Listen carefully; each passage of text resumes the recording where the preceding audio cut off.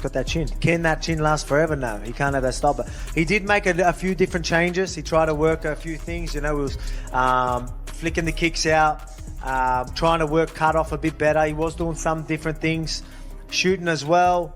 Yeah, like, you know what I mean? He's still got a pretty well-rounded game when it comes to knowing everything, all aspects.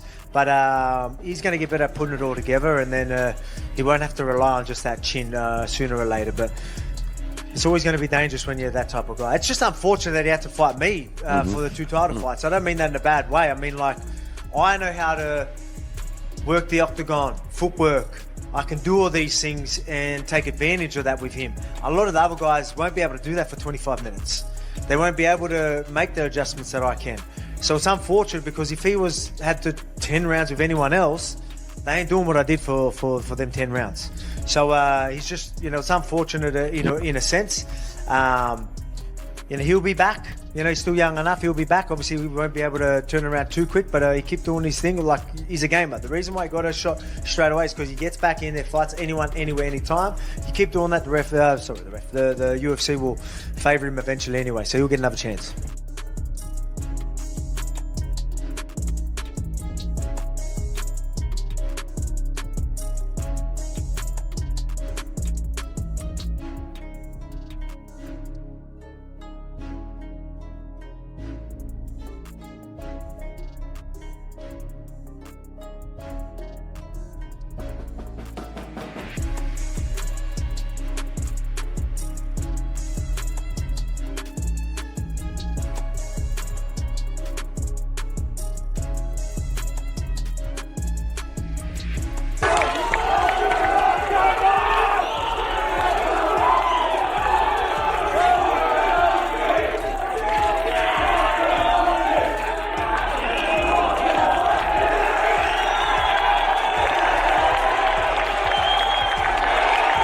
When you've got a guy like Diego Lopez who's going to bring it, you know he's going to bring it.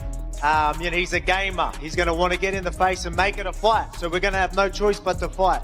That's the fight he brings. That's why he's so exciting. And that's why you're all going to be in a, you know, have a great fight Sunday morning or daytime, whatever it is. So cannot wait. Again, we're going to put on a show for all ears. We see you there wearing the Cooking with Volk apron. So, I mean, put it summary for us. What is the recipe to beating Diego this weekend? I mean, like I said, very, very tough guy. You know he's durable, he's good at striking, he's powerful, he's good at the ground, but that's when you've got to use everything. I just think I'm too smart, and I'm just going to, you know, again, the first fight obviously went my way. He will make adjustments, but I just don't believe that's going to be enough. And for you, Diego, if you win this weekend, it will be 1-1. As champion, would you go to the UFC and say, hey, I want the trilogy and a rematch with Volkanovski?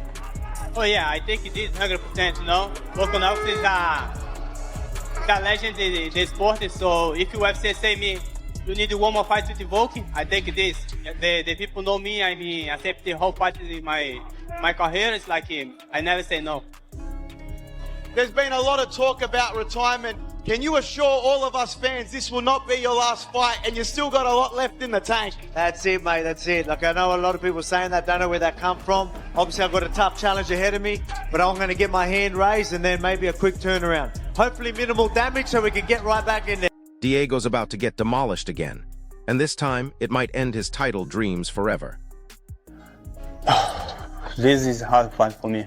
I know Volk had a lot of experience. This guy know fight 5 rounds, 5 minutes, you know. But now I am a different guy. I'm a different guy. I know who I needed to do for win this fight. I'm so confident in myself, so confident in my team too. I'm surprised everyone is. Look, everyone's hyping up this rematch between Diego Lopes and Alex Volkanovski at UFC 35 on January 30th, like it's some coin flip war where anything can happen. But here's what the experts are actually saying behind closed doors, and it's not pretty for Diego. Luke Thomas just dropped some brutal reality on this fight, and his analysis is going to make Diego fans seriously uncomfortable. Because when you strip away all the promotional hype and marketing nonsense, this rematch comes down to one terrifying question. Can Diego overcome the exact same problems that got him beaten before? And according to the smartest minds in MMA, The answer is looking pretty grim. The only reason this second fight even has a sliver of intrigue isn't because Diego suddenly developed some magical new skill set. It's because Alex Volkanovski is getting older, taking more damage, and Father Time is undefeated. That's literally the only hope Diego has, that age and accumulated damage might slow down the champion just enough for lightning to strike twice. Magnitude. Volk is a little bit older, he's a little bit chinny in my view. But, you know, he's obviously going to be hard to hit for anybody who's not like really, really good. So, you know, I take Diego seriously. He gets a second crack, gets to learn from it. You know, let's see what happens. But like if we're out there and it's round 3 and Volk is, you know, out there doing the salsa dancing and Diego can't find him, he's like a fucking ghost out there just, you know, styling. The fucking point of this? What was the point? But here's where it gets absolutely brutal for Diego. Luke Thomas spelled out exactly why back-to-back losses to the same fighter don't just hurt your record, they obliterate your legacy. One loss, that's a learning experience. That's a setback you can overcome. But 2 losses to the exact same guy? That becomes your permanent identity. And if Volkanovski retires after beating Diego again, which many insiders expect him to do, that narrative gets frozen in time forever. Even if Diego somehow wins a title later, people will always say, yeah, but he could never beat Volkanovski. It becomes this giant asterisk that follows you around for the rest of your career. Luke made this point crystal clear. Repeated losses in the same matchup don't just make the fighter look weak, they make the entire division look stagnant, like nobody else is capable of taking that next step up. So if this rematch backfires, and all signs point to it backfiring spectacularly, Diego isn't just losing a fight. He's cementing himself as the guy who could never quite reach the top, the eternal number 2 who always came up short when it mattered most. I mean, that's always a little bit different only because it would have been twice in 3 fights. You know what I mean? Like, it's one thing to lose once and then that person to get it back, and it's like, oh, that person never beat the other person, and that's true as much. But if you lose like thoroughly twice, and again, these are big ifs, but if you lose thoroughly twice, then it just becomes like this is a trinket. Where like we're not even approximating, and then again, you also get back to, which is like I think one of the central problems in MMA right now generally, which is guys just handing titles back. Now, in the case of Volk retiring, you wouldn't be mad at him, but it's just as a larger phenomenon, whether people are moving divisions or retiring or whatever, no one is able to take belts off some of these guys sometimes, and they just have to hand it back, and that is bad for a division. The best thing for a division is for a title, as for someone's chain to get snatched. That's what you want. You want someone to just lose. And the person who... Now here's what makes this even more devastating for Diego's chances. The technical breakdown from the first fight reveals problems that aren't easily fixable. Luke Thomas was ruthlessly honest about this.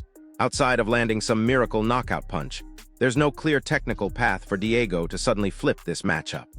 Volkanovski is still incredibly hard to hit clean, nearly impossible to trap against the cage, and sharp enough to escape danger the second he smells trouble. Diego can work as hard as he wants, he can be as serious as possible about this rematch, but effort doesn't automatically erase a fundamental gap in ability and experience. The cruel reality is that some fighters are just levels above others, and no amount of motivation or determination can bridge that gap overnight. Diego's team knows this. The UFC brass knows this. Hell, even Diego probably knows this deep down. But they're all committed to this rematch, because there's too much money on the table, and too much promotional momentum to pump the brakes now. This is where the cage cutting comes into play. Like, okay, so let's think about it. How are you going to beat Volk? Well, you got to touch him with your punches. How are you going to get close?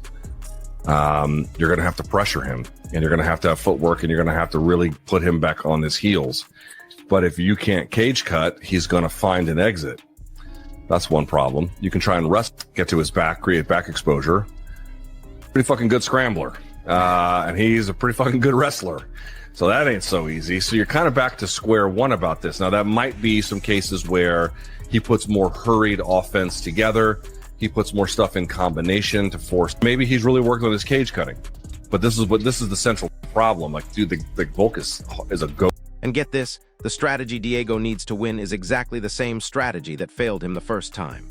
According to Luke's analysis, Diego has to apply relentless pressure, back Volkanovski against the cage, and cut off his escape routes.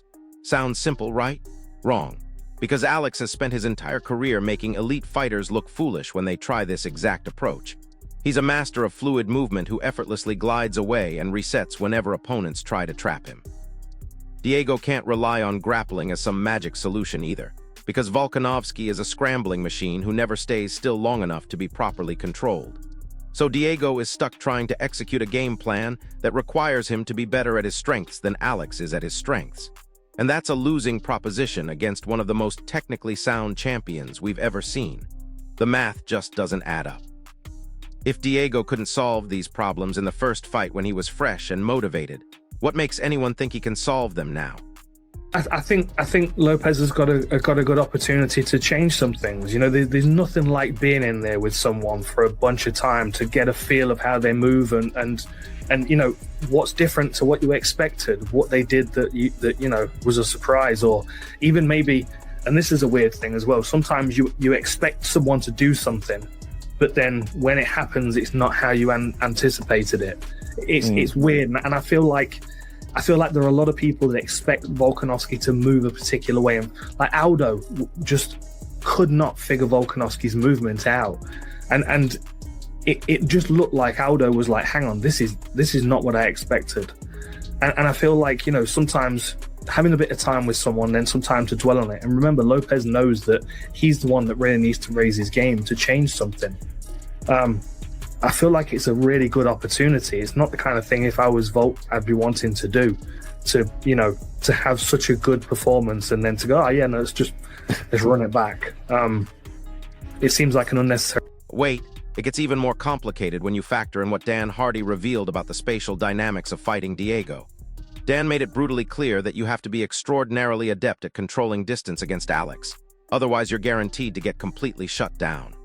Alex is a master of perpetual motion who constantly shifts and moves in calculated ways that throw off your timing and rhythm. He's been confusing elite fighters for years with his deceptive movement patterns. Now Volkanovski does have one advantage. He's actually felt Alex's speed and power in real time. That experience of fighting someone is completely different from studying tape. Fighters often think they've figured out an opponent from watching film, only to discover that the opponent's actual speed and power feel totally different in the cage. So Diego at least knows what he's walking into this time. He's not going in blind. But here's the kicker. Knowing what's coming and being able to stop it are two completely different things.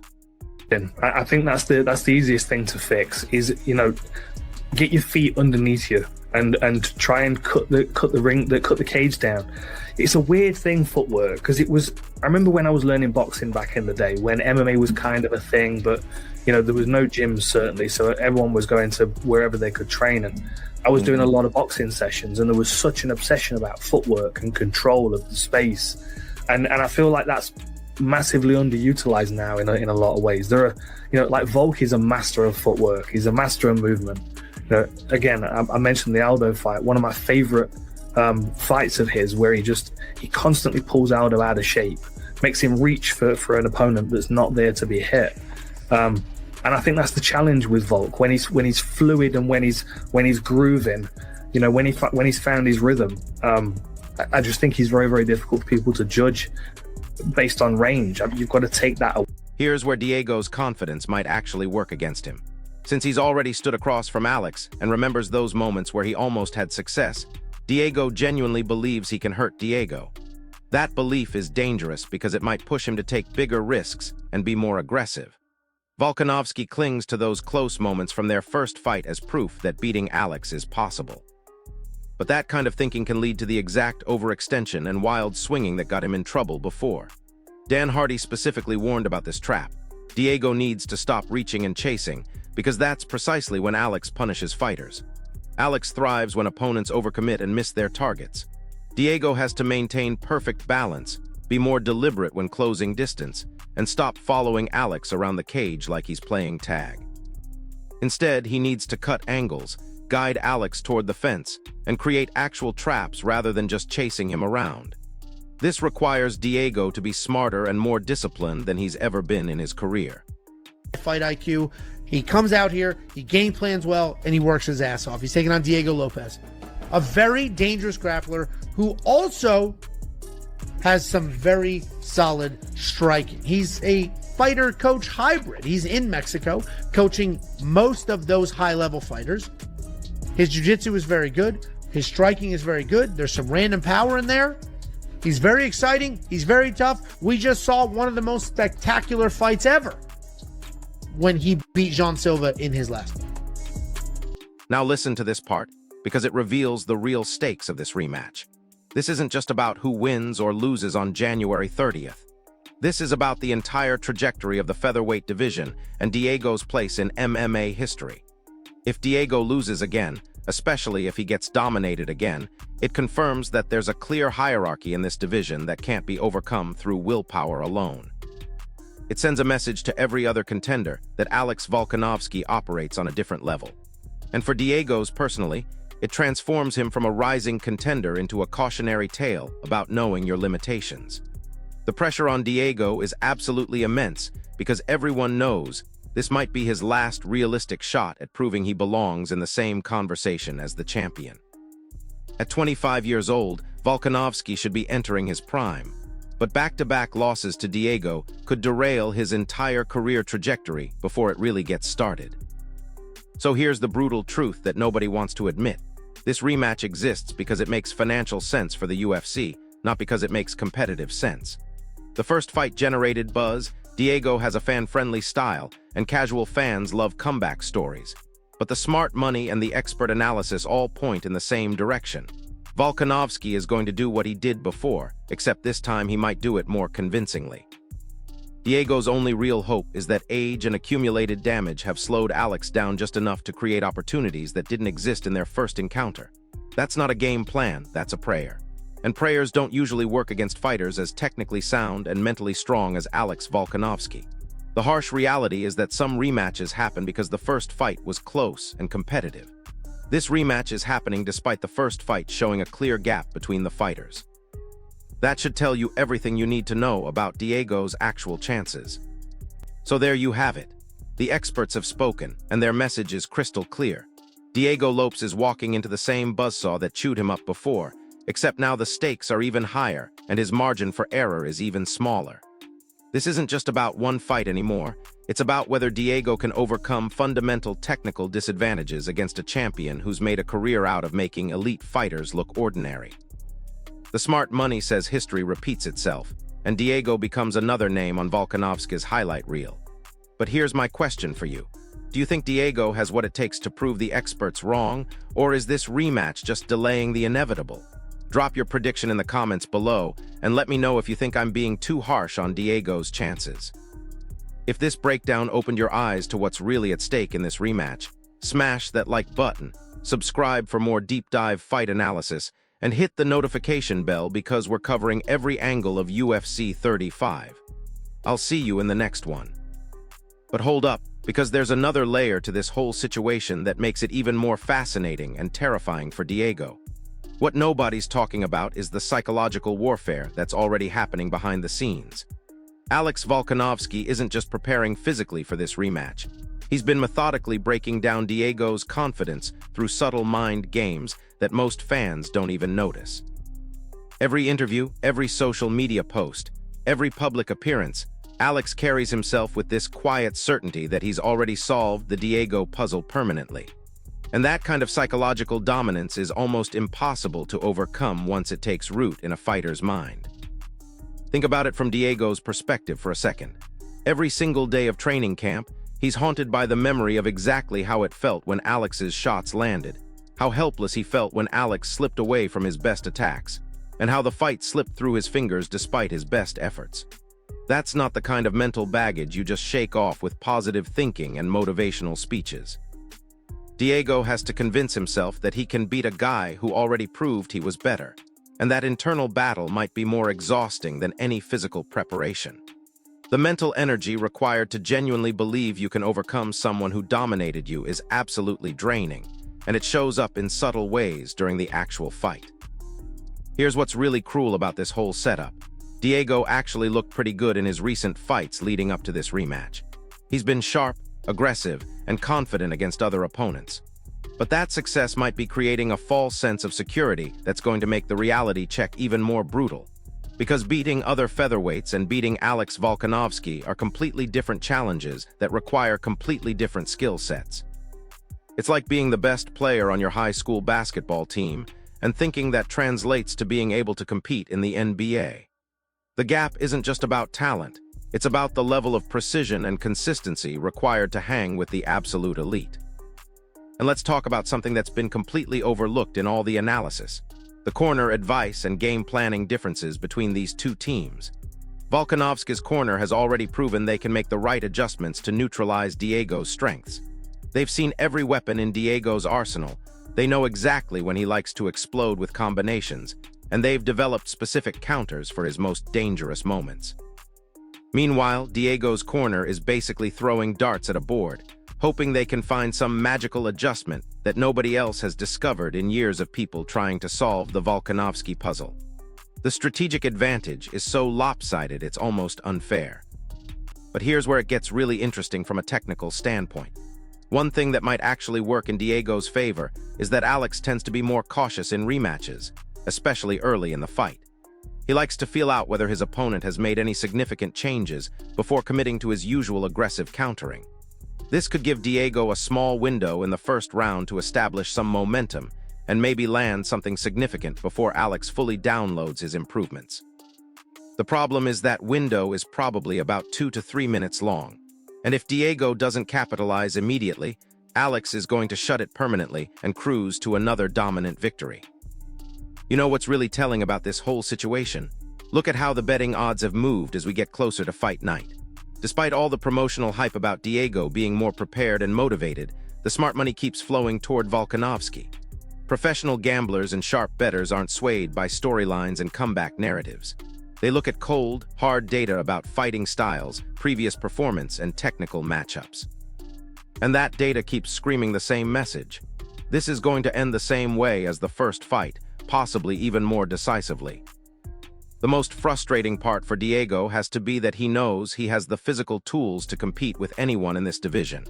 His power is legitimate, his cardio is excellent, and his wrestling foundation gives him multiple ways to threaten opponents. Against 95% of the featherweight division, Diego is a nightmare matchup who can end fights in spectacular fashion. But Alex Volkanovski represents that top 5% of elite fighters who can neutralize all of those advantages through superior technique, fight IQ, and tactical awareness. It's like having a really fast car but being forced to race on a track that completely negates your speed advantage. Here's something else that's working against Diego: the pressure of fighting someone who's already inside his head. In the first fight, there was mystery and uncertainty on both sides. Alex didn't know exactly how Diego would react under championship-level pressure, and Diego didn't know how his skills would translate against an elite opponent. Now all that mystery is gone, and the information exchange heavily favors the guy who won the first encounter. Alex knows exactly which buttons to push to frustrate Diego and force him into making mistakes. He knows Diego's timing, his preferred combinations, and most importantly, he knows how Diego reacts when things aren't going his way. But let's give Diego some credit where it's due, because dismissing him completely would be a mistake. The kid has legitimate knockout power in both hands, and in a sport where one punch can change everything, you can never completely count out a dangerous striker. Diego also has the kind of reckless confidence that sometimes leads to miraculous comebacks. When fighters have nothing left to lose and decide to just swing for the fences, crazy things can happen. The question is whether Diego can harness that desperation in a productive way, or if it's going to lead him to make the same tactical errors that got him in trouble before. What's really fascinating is how this rematch exposes the difference between being a good fighter and being a great fighter. Diego is undeniably good. He's athletic, powerful, and skilled enough to handle most opponents without breaking a sweat. But greatness requires a different level of technical precision and mental toughness that only reveals itself against elite competition. Alex Volkanovski has spent years proving he operates on that elite level, while Diego is still trying to prove he belongs in that conversation. That's a massive psychological burden to carry into such a high-stakes fight. The timing of this rematch is also working against Diego in ways that most people don't realize. Coming off a loss, especially a decisive loss, fighters often overcompensate by trying to change too many things at once. They abandon strategies that actually worked in favor of completely new approaches that sound good in theory but fall apart under pressure. Diego might have spent this entire training camp trying to become a different type of fighter instead of just becoming a better version of himself. That kind of identity crisis shows up in the cage as hesitation and confusion during crucial moments.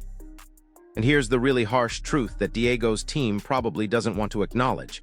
Even if Diego performs significantly better in this rematch, it might not be enough to actually win the fight.